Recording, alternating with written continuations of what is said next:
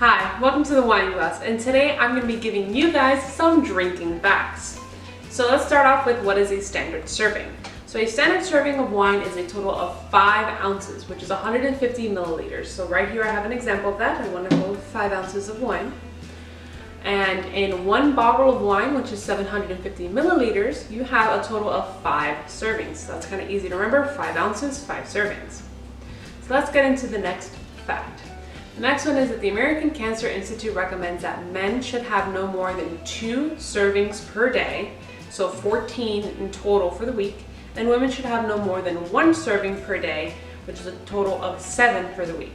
Now, when I go over this, it's kind of a very generalized number, so it does depend on a lot of different factors. For example, if you've eaten, how much water you're drinking, what your body mass is, what your tolerance is. So these numbers can fluctuate. These are just kind of general numbers that is recommended by the American Cancer Institute.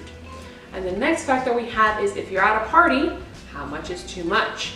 Now, the American Cancer Institute also recommends that if you are a man, you should have no more than 3 servings at a party.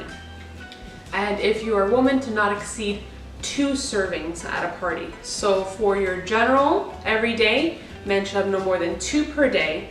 At a party, no more than 3. If you're a woman, when you're on a day-to-day basis, no more than 1. At a party, no more than 2. Remember, like I said, it does change, depending on multiple different variables. These are kind of very generalized numbers. They also recommend that if you are going to be drinking more due to a gathering or just a bad day at work, to have a alcohol-free day in between to kind of give your body that day to kind of cleanse out the alcohol that you had the day prior. Now, I hear this a lot, that people drink wine and they get headaches. So what is the best way to prevent headaches? Drink water.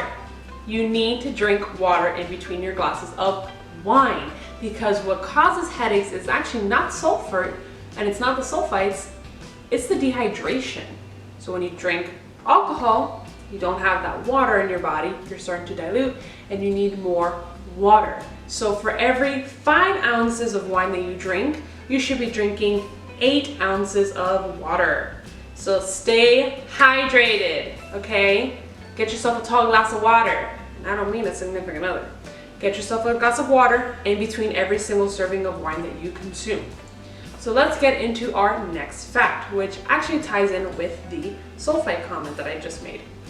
On a lot of bottles, you'll see, for example, right here, contains sulfites. So the government regulation requires that if you have more than 10 ppm, which means parts per million of sulfite, you have to put on the bottle that it contains sulfites. Now, wine tends to stay between 50 to 150 ppm, and the max that you're legally allowed to have is 350.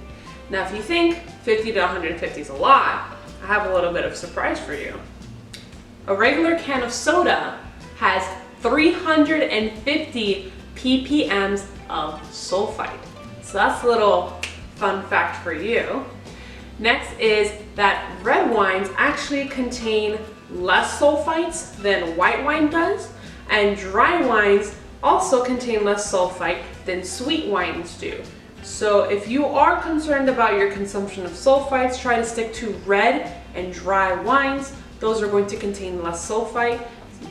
They also did see that higher end wines have less sulfite than lower end wines, but I kind of feel like that feeds into the stereotype that cheaper wines are not as good. I haven't really had an issue with the sulfite in more inexpensive wines, and I don't know, I haven't seen numbers to actually compare the two, but I feel like they would have about this general same amount. So it's up to you whether or not you want to drink a more expensive bottle versus a cheaper bottle. But if you want to stay away from sulfites, or you want to have less sulfites when you're drinking wine, definitely stick to a dry red wine.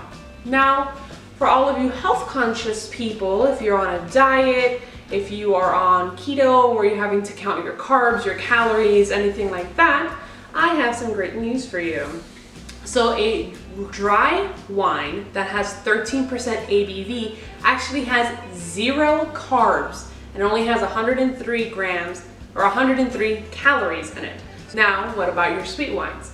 So a wine that has about 5% sweetness and 13% ABV is going to have a total of 29 grams of carbs, and it's going to have 132, give or take, calories. Now the carbs that come from a sweet wine is going to be from the sugar. So once again, a dry wine at a 13% ABV is going to have 0 carbs and it's going to have 103 calories. And then a 5% sweetness wine with a 13% ABV is going to have 29 grams of carbs and a total of 132 calories. So I hope you guys found this video very interesting. Some little fun facts for you for drinking, for whenever you're at home, if you're out, if you're having a great time, or you need a little pick-me-up from a hard time. So I hope you guys liked this video. If you did, please like, comment, and subscribe. Drink water. Drink water when you drink, okay? Drink responsibly and happy drinking.